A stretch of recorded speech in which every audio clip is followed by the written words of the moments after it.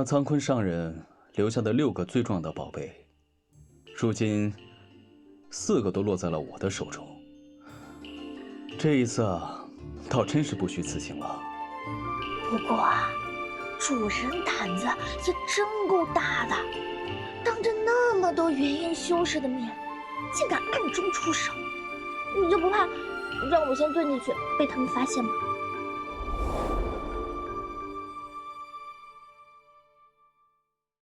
声音是提起角色时除了形象想到的另一个特征。各位道友在追番时听到的每一个声音，都离不开这集的主人公们。那人即使没有当场毙命，也绝对受伤不轻。先前你们观察那雕像的时候，我就潜入2楼了。韩前辈对这阴灵草也感兴趣，此物却是炼制阴寒类丹药的最佳药引。今天我们将带各位道友走进声音创作的过程，看看这些角色背后究竟有多少声音的魔力。每次我们试音的时候，其实我们的配音导演会给我们提供非常多的选择。那我们可能听到这个声音之后，我们就会认定说，哎，就是它。最重要、最初的含义，对吧？就是我们听到这个声音之后，就会觉得，哎，这个像，这个是。但是好处是在于，确实我们因为反正做了这么多集，我们也跟非常多优秀的配音演员去合作了，所以他们每次其实都能给人物啊，其实都提供了很多的加分。我是咱们《凡人修仙》动画片的配音导演欧阳轩。我们这部动画片用到的配音演员呢，基本是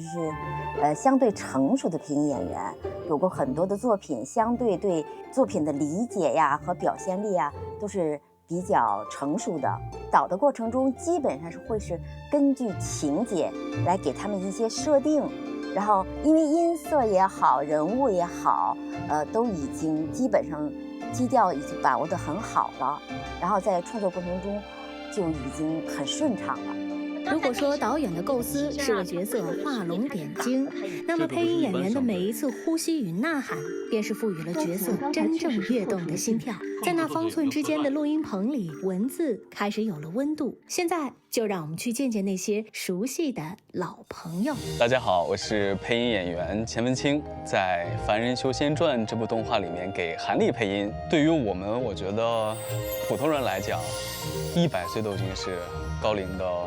不能再高龄了。我们看过小说的朋友都知道，到最后他可能得几万岁。所以说，好像这个200岁和几万岁相比，它又是一个小的不能再小的数字了。所以，其实我们整体来讲，没有在年龄上面说什么是老头啊，或者说什么小孩呀。整体还是以人物的遇到的所有的情节、故事，包括，整个的一个生活的状态，然后来呈现的。如果说韩立的底色是冷峻，那银月便是这漫漫修仙路上最温暖的一抹亮色。它是大家口中的人形记录仪，也是那个在关键时刻化解冰冷的灵狐少女。鬼不觉得离开木兰草原了。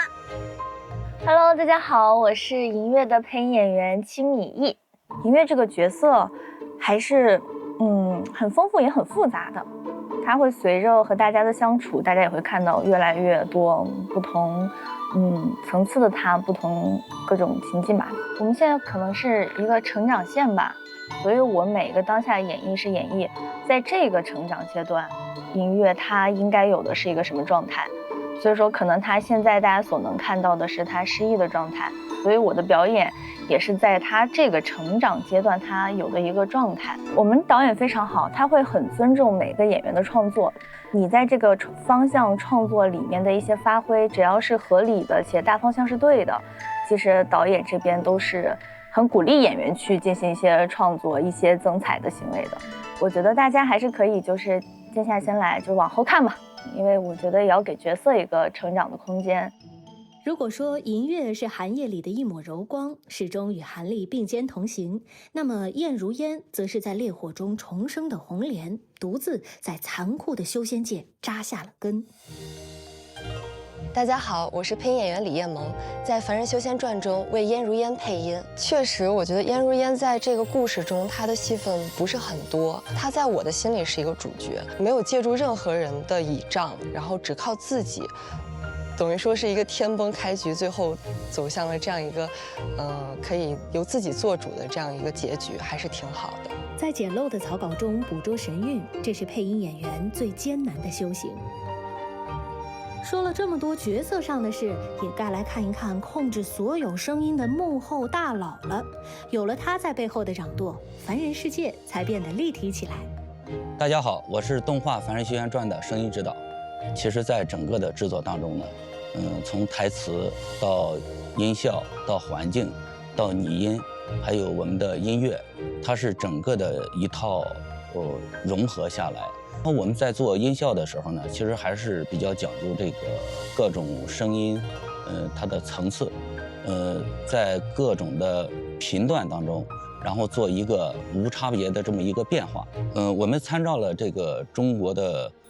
这么几个元素吧，就是金木水火土，再结合了现实当中这个物理的一些现象嘛，然后去实现这个我们动画当中的声音音效的这个制作。比如说这个风雷翅，然后我们参照是比如说这个喷气飞机，然后那个它在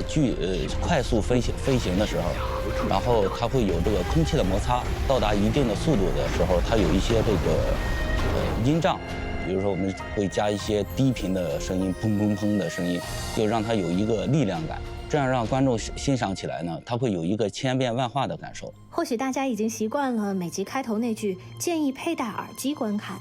这不仅仅是一句温馨提示，更是声音指导与配音演员们共同筑起的品质底气。在那些细微的呼吸声与层次分明的音轨里，藏着他们对每一处细节的死磕，以及对这份艺术最清澈的热忱。当初录韩历的时候是26岁，5年了。我希望我们可以拥有更美好的10年、15年、20年，和大家一起享受这段时光，一起成长。很感谢大家对银月这个角色的关注以及喜爱，包括大家的很多建议。然后呢，我觉得大家可以多多追番，往后看我们。之前有配过一点点关于《凡人修仙传》其他角色的戏份，就是韩丽小妹。然后那一场戏跟哥哥诀别之后还是挺爆的，所以我后来去看了，我也很感动。希望被更多人看到我们的国漫有这样一个很厉害的作品。希望在未来的日子里，我们继续努力，然后为观众呈现出更好的视听感受。希望大家继续支持，希望大家继续追更，我们相约在木兰大战。